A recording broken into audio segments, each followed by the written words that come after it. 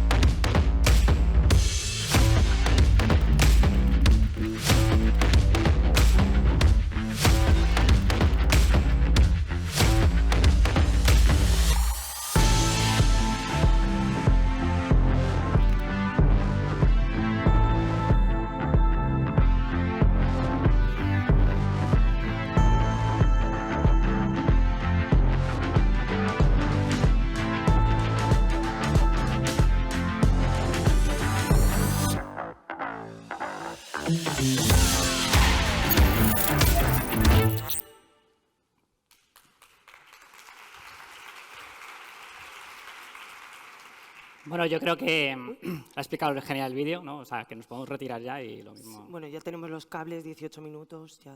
Venga, vale, tira pues, y os damos un poco de detalle si vemos. queréis. Bueno, para daros un poco de detalle a la campaña hay que retroceder a 2020. En 2020 ocurre un gran hito para el mundo del entretenimiento y del mundo gaming. Es que Sony PlayStation saca su nueva consola, novena generación, PS5.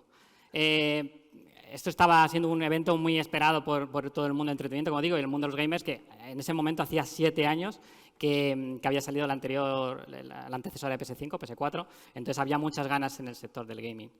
En 2020, sin embargo, ocurre otra cosa que ya todos sabemos, que es la pandemia, el coronavirus, y esto tuvo ciertas implicaciones, ¿no? Para muchas industrias, entre ellas pues el tema de toda la industria de chips y demás. Y es que pues eso, hubo una crisis de chips y otros materiales, conductores y demás, y esto hizo que, aunque el lanzamiento de PS5 fue un éxito a nivel de ventas, esto hizo que hubiese una cierta crisis porque no había tanto stock disponible como las reservas y se necesitaban vender. Además, cuando una nueva consola sale al mercado, la anterior se empieza a descontinuar, lógicamente, para dar un poco ese hueco en el mercado a la nueva consola. Con lo cual, cuando se decide, oye, no tenemos suficientes PS5 para toda la demanda que hay, pues vamos a retomar la producción de PS4.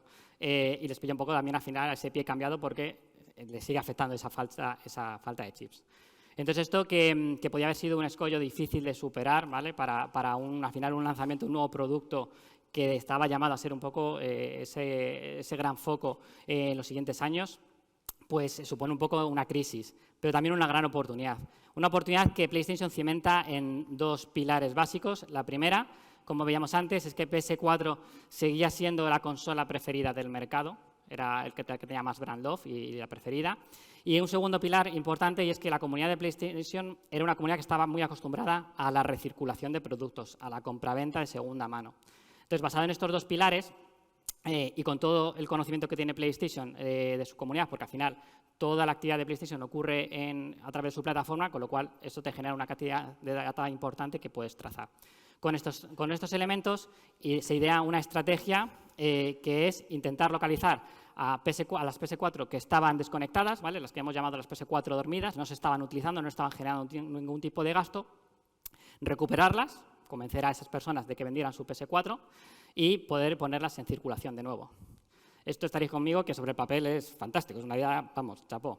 Pero claro, hay 3 retos aquí que son bastante importantes. El primero, debemos ser capaces de identificar esas PS4 desconectadas, ¿vale? ¿Qué personas, qué usuarios tenían esa PS4 desconectada? El segundo, debíamos de ser capaces de encontrar a esa audiencia. Sabemos quién era, pero si no lo podemos activar en medios, no nos sirve nada. Y el tercero, teníamos que ser capaces de llegar a ellos con un mensaje que fuera relevante, que les convenciera de que se desembarazasen de una consola que al final, como veíamos, era la más querida del mercado. El primer reto se solucionó bastante fácil, ¿vale? Porque, como lo decía, por esa cantidad de datos que tiene PlayStation, ellos podían tener las coordenadas geolocalizadas de las PS4 que estaban dormidas, ¿vale? Aproximadas, ¿vale? La localización, ya sabéis, GDPR, ¿vale? Entonces pero pues podíamos saber dónde estaban. Entonces, eso era un dato que para nosotros era muy relevante. Pero ahora llegaba la parte complicada, que teníamos que ser capaces de activar en medios esa data.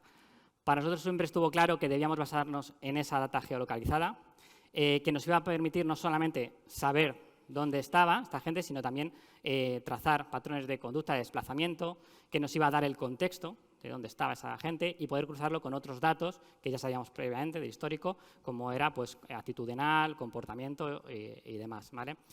Iba a ser difícil, porque al final, si estaba con la PS4 desconectada, se suponía, por definición, es que no eran comunidad, estaban alejados de la comunidad y entonces había que llegar a ellos de una manera diferente, ¿no? Pero el reto estaba ahí para conseguir esa recirculación de consolas. Y el último reto que suponíamos era el tema del mensaje. Debíamos hacer un mensaje, teníamos muy claro que debía ser un mensaje prácticamente, muy personalizado, prácticamente punto a punto, que valorase todo ese contexto. Al final tenía que ser un mensaje lo suficientemente relevante para que este público nos vendiera su consola, una consola que era un producto muy querido por ellos y que les había dado más, según datos de PlayStation, más de 1.200 millones de horas de juego, que son muchas horas de juego, ¿vale? Entonces, bueno, para nosotros siempre estuvo claro que todos estos retos pasaban por aprovechar esa data geolocalizada, como decía, y apoyarnos en los medios que esto nos iban a permitir explotar esto mejor, como es el exterior y el online. Por último, todo esto no tenía sentido si no contábamos con un partner importante, en este caso fue Game. Game es la referencia en el sector gaming como tienda, además está muy acostumbrado a la recirculación, a la compraventa de segunda mano y además tiene presencia nacional, con lo cual a la hora de recuperar esas consolas nos iba a servir para poder abarcar a toda España. Al final, el éxito de esta campaña nos iba a permitir no solamente crecer en comunidad, sino que también nos iba a permitir dar entrada a un nuevo público, sustituyendo a uno que no estaba gastando, ¿vale? Y dar entrada a un nuevo público que nos iba a generar ingresos de manera recurrente. A partir de aquí teníamos un gran desafío, que era encontrar a una audiencia muy segmentada. Y lo hicimos basándonos en 4 pilares y capas de datos. La primera que utilizamos fue la información y la geolocalización de todas esas PlayStation 4 dormidas de los que os ha hablado Miguel. La siguiente capa fue el clúster que teníamos de poseedores de esas PlayStation 4. En tercer lugar, utilizamos Third Party, que nos informaba de quiénes eran interesados tanto en el mundo de los videojuegos como en el de la segunda mano. Y por cuarta capa, teníamos el análisis de todas esas zonas y cómo eran las personas que se encontraban en ellas. Así que lo bueno que teníamos es que tenemos en Groupem una herramienta interna que se llama Mnext, que es con la que nos ayudamos para planificar el exterior, que nos permitía el explotar esas 4 capas de datos juntas. Así que tocaba remangarnos y lo primero que hicimos fue geolocalizar todas esas PlayStation dormidas para poder tener un mapa de acción y una visión inicial de dónde eran las zonas a las que teníamos que ir. A partir de ahí lo que hacemos es analizar cómo eran las personas que estaban en esas zonas e identificarlas a nivel comportamental en su movilidad. Y seguimos metiendo capas y es cuando llegamos a introducir a nuestro clúster de poseedores de PlayStation 4 e interesados en ese mundo de la segunda mano y de los videojuegos. Una vez teníamos esta información tan valiosa, lo que nos quedaba era saber dónde teníamos que impactarles. Así que con Mnext lo que hicimos fue averiguar cuáles eran sus zonas de mayor concentración y cuáles eran los entornos de una mayor afinidad al target. Cuando teníamos esos entornos, los cruzamos con todo el patrimonio de exterior y seleccionamos los mejores soportes de cada uno. Pero nos dimos cuenta de que eran entornos muy definidos y muy distintos entre sí y que si no adecuábamos la comunicación que íbamos a tener con el target en cada uno de ellos, no íbamos a estar teniendo la forma correcta de comunicarnos.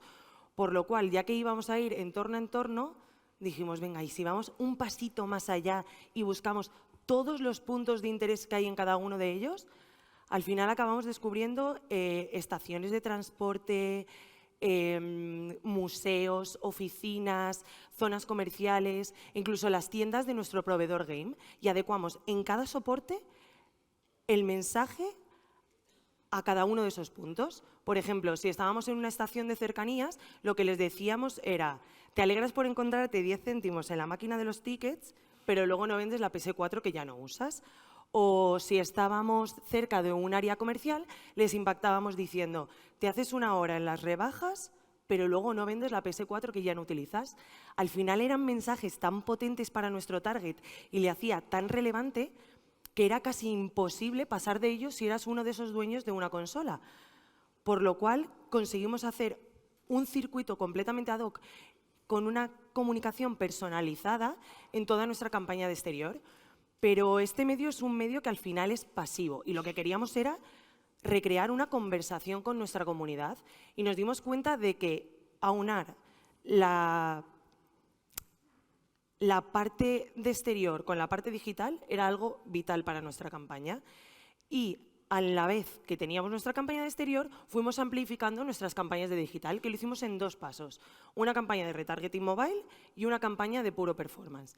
En la de retargeting mobile fuimos recogiendo a todos los impactados, sus IDs, por la campaña de exterior, y lo que hicimos fue introducir el clúster de poseedores de PlayStation 4 para asegurarnos de a quién estábamos impactando, y cuando tuviesen tiempo de buscar promo de la información de la promo, saber dónde tenían que llevar la consola, cuánto les iban a dar por ella. Cuando estuviesen en sus casas con tiempo para hacer todo eso, era cuando les impactábamos en el móvil. Y luego, aparte, en online, lo que hicimos fue basarnos en 3 pilares. Como sabíamos que estaban muy interesados en la segunda mano, estuvimos en el top sites de este estilo. Aparte, estuvimos en la sección de consolas para decirles específicamente dónde tenían que hacer el cambio.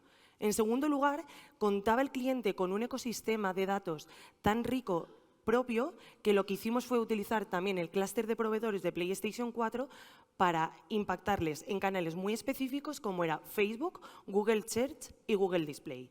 Y para cerrar el círculo tuvimos una campaña en redes sociales en la cual impactábamos a los poseedores que estaban en esas zonas de PlayStation dormidas para hacer un impacto completamente preciso con un tap to map que les redirigía a las tiendas game donde llevar sus consolas.